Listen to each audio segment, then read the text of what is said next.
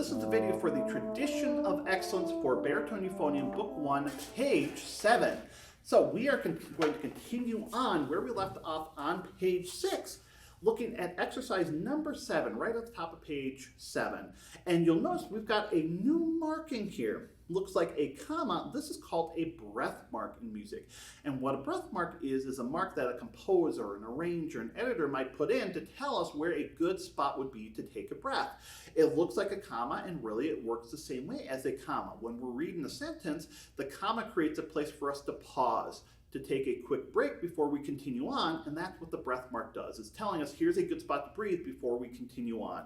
So we're going to practice number 7 utilizing those breath marks. Every time we see breath mark, we're going to breathe between those. Now, when we're going through and breathing, we of course have our tempo or pulse, and when we breathe, we want to breathe so that when the next beat comes down, we are ready to play. So when I'm playing, for example, the first two measures, number 7, I'm thinking 1, 2, 3, 4, 1, and I'm breathing so that I'm ready to come in right on the next downbeat. So let's go ahead and try that together. If you need, take a quick second to remind yourself what the fingerings for D and E flat and F are. Let's give it a try. 1, 2, 3. 1,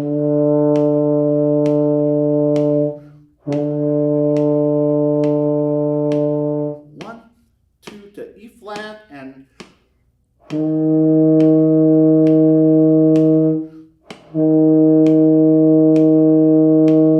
one more time to F. Here we go.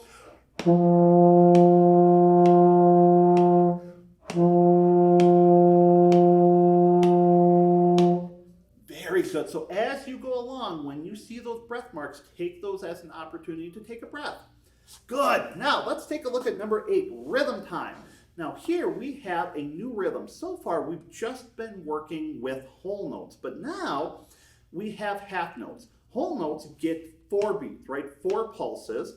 The half note gets 2 pulses. So let's go ahead and practice clapping and counting the rhythm time there. So I'm going to be tapping my foot. We're going to count 1, 2, 3, 4, and the half notes are going to sound like 1, 2, 3, 4, 1, 2, and so on and so forth. So let's try that together. So we're going to tap our foot, we're going to count, and we're going to clap the rhythms we see on number 8. Follow along. 1, 2, ready, go. 1, 2, 3, 4, 1, 2, rest again. 1, 2, 3, 4, 1, 2, 3, whole note going on. 1, 2, 3, 4, 1, 2, rest, rest. 1, 2, rest, last note. 1, 2, 3, 4, off. Good. Now let's put that rhythm to use in number 9, half note rock. Now here, because we have notes that are next to each other, we have to separate them. So what we are going to do is we're going to say ta between every note. So if I'm looking at the first 3 notes of number 9, I'm thinking ta, ta, ta, and we're going to say ta while we're playing. If we try it when we're buzzing, it sounds like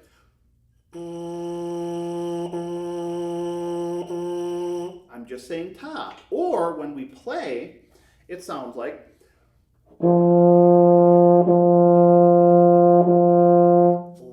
that. And we're going to use that syllable, that sound ta, to separate the notes here. So let's go ahead and we're going to play number 9. We're going to make sure we're following along so we know when to change notes, and we're going to be thinking about the rhythm and thinking about that ta syllable to separate the notes. Here we go. 1, 2, ready.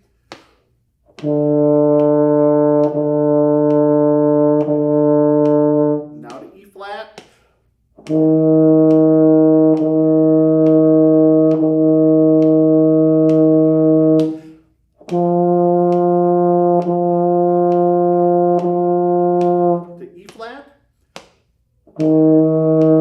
Now to D.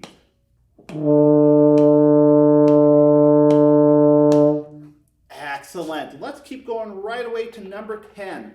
the sight reading challenge. So whenever we have a new piece of music we're looking at, it's always helpful to look ahead, to take a look and see, are we familiar with the notes that we are seeing in it? Are we familiar with the rhythms? Are there any markings, anything we're not familiar with that we want to try to figure out ahead of time? So take a quick second and look at number 10 so you can refresh your fingerings, your rhythms, and then we'll play it. All right, here we go. Number 10, sight reading challenge. Starting on our E flat, first valve. 1, 2, ready.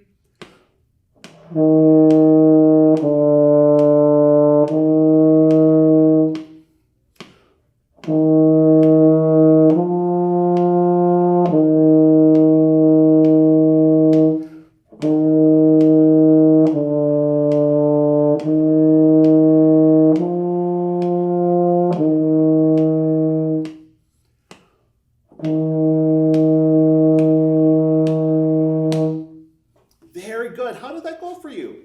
If it went great, awesome. If you said, I wasn't quite as happy with it, at any point it's okay to go back and practice as well. Go back and try it again. Practice makes perfect. In this case, we're going to move on for right now to number 11, El Camino Mariachi. Here we have our first duet. A duet is a piece of music that was written with two separate parts.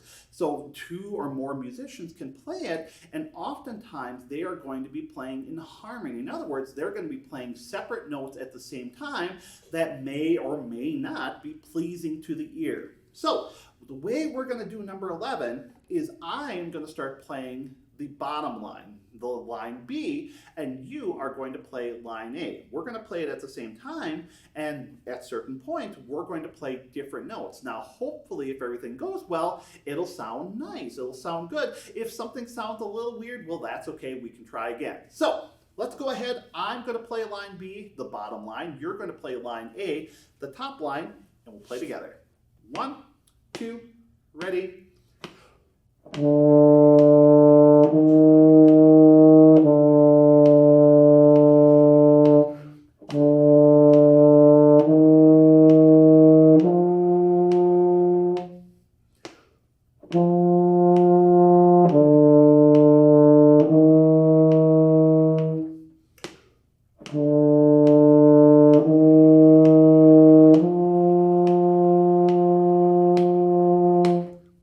How'd it go? Did we notice any points there where we were playing different notes? Hopefully we did. Now, we're going to switch around. I am going to play line A, the top line. You are going to play line B, the bottom line. So we're switching parts here. And again, we should have spots where we're playing the same notes and spots where we're playing different notes. Here we go. I'm on A, you're on B. 1, 2, ready.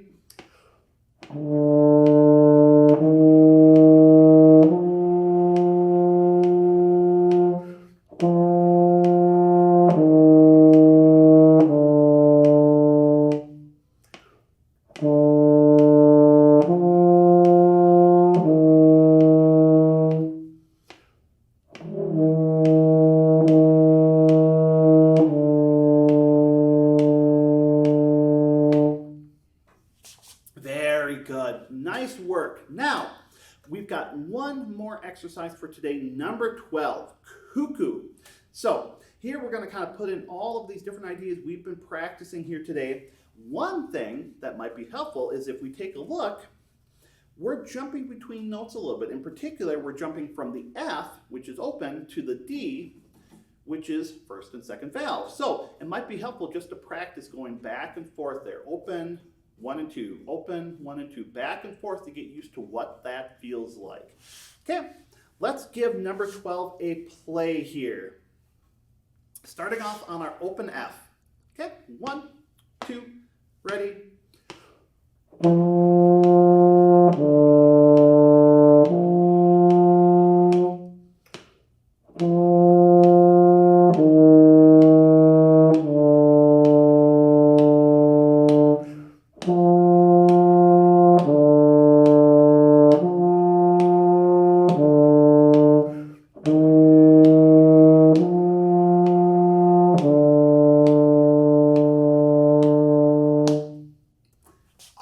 right. And then, of course, down at the bottom, we have number 13, an excellence in ear training.